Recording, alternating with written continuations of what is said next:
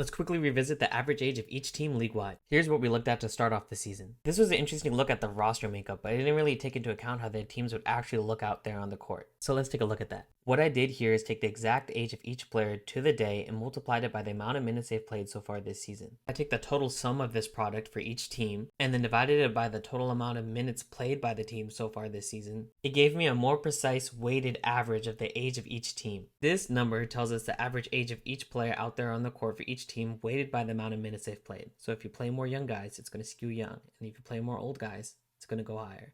So let's take a look. No surprise here, the Clippers are still easily far and away number one. The Kings, who are on some sort of purgatory right now of being too good to be bad and too bad to be good, here at number two is not exactly where they want to be. I included the records here so we can see how it's going for each team.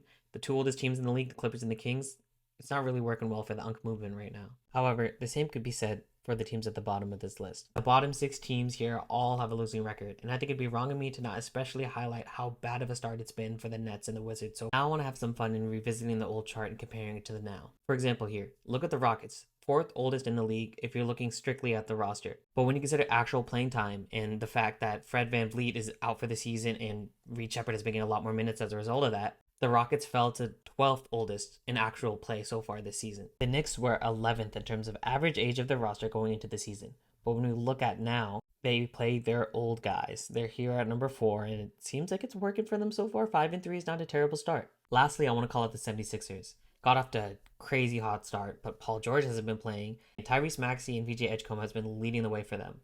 They were here at 7th going into the season. But in actual practice, the Sixers are the 20th oldest team in terms of play. For a team whose future has looked so doomed and destined for purgatory, now has seemed to have found a way out.